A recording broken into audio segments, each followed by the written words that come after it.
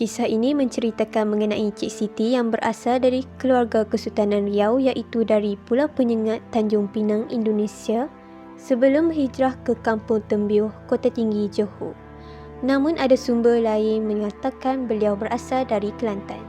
Cik Siti atau nama sebenarnya Siti Aminah Tanah Masyur dikatakan hidup sekitar abad ke-17 iaitu sezaman dengan pemerintahan Sultan Mahmud di Julang yang mempunyai sejarahnya tersendiri. Namun, video ini hanya menceritakan sejarah kehidupan Cik Siti yang telah berkahwin sebanyak 100 kali. Cik Siti merupakan anak seorang pembesar istana yang dikurniakan rupa paras cerita dan kaya raya sehingga menjadi kegilaan dan rebutan ramai jejaka, baik yang bujang maupun yang sudah berkahwin pada zaman tersebut, dan ramai jejaka mahu menyuntingnya. Sumber lain pula mengatakan sejak kecil lagi beliau merupakan anak angkat kepada keluarga bangsawan Bugis di daerah tersebut.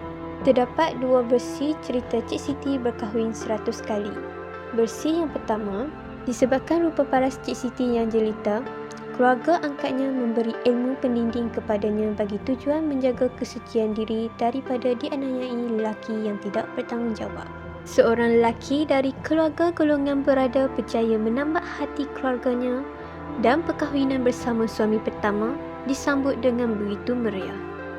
Namun, ilmu pendinding ini memberi kesan kepadanya kerana apabila menjelang malam, berlaku pertengkaran antara Cik Siti dan suaminya kerana suaminya gagal menemui petanda yang boleh membuktikan Cik Siti ialah seorang wanita. Akhirnya, Cik Siti diceraikan oleh suaminya. Walaupun berstatus janda, Cik Siti masih lagi menjadi rebutan ramai jejaka di daerah tersebut kerana belum disentuh suami sehingga diberi status janda berhias. Namun, hasrat mereka tiada harapan apabila dikatakan seorang demi seorang lelaki yang mengahwini Cik Siti tidak kekal lama dan berlarutan sehingga perkahwinan ke-99 kali. Setiap kali majlis perkahwinan berlangsung, tidak lama kemudian akan berakhir dengan perceraian. Apabila perkahwinan kali ke-100, barulah perkahwinan tersebut kekal. Suami terakhirnya seorang yang alim dan mempunyai ilmu kebatinan yang tinggi atau pegangan agama yang kuat. Lelaki itu berjaya membuka ilmu pendinding nafsu yang diwarisi oleh keluarga angkat Cik Siti. Perkahwinan mereka berdua kekal sehingga ke akhir hayat Cik Siti dan beliau tidak dikurniakan anak kerana usianya yang telah lanjut ketika berkahwin dengan suami ke-100. Versi kedua menceritakan sebenarnya Cik Siti bukan diceraikan tetapi disumpah iaitu sesiapa sahaja yang mengahwini Cik Siti, suaminya akan menemui ajal selepas malam pertama mereka. Cerita ini mengatakan 99 orang suami Cik Siti mati digigit haiwan berbisa iaitu kalajengking yang keluar dari tubuh badannya. Disebabkan peristiwa ini, Cik Siti mengenakan syarat kepada sesiapa yang mahu menyuntingnya perlu menyediakan sebuah keranda kayu dan sekayu kain putih bagi persediaan awal pergemumian mereka untuk keesokan harinya. Haiwan berbisa tersebut dibunuh oleh suami ke-100. Pada sebelah malam, lelaki itu menghiris tangannya dengan pisau serta menitiskan air limau pada luka terbabit supaya tidak tidur sepanjang malam. Lelaki itu melihat sendiri begitu banyak kalajengking keluar dari tubuh badan isterinya sebelum membunuh kesemuanya menggunakan kacik besar sehingga menjelang subuh. Keesokan hari, penduduk kampung yang datang beramai-ramai sambil membawa keranda terkejut kerana kebiasaannya mereka perlu menjalankan upacara pergemumian selepas malam pertama Cik Siti berkahwin. Terdapat juga filem tempatan adaptasi dari kisah Cik Siti ini seperti Sanggu Beracun pada tahun 2011 yang dilakukan oleh Era Fazira dan Namron di bawah arahan Sabri Yunus sehingga memenangi anugerah drama terbaik.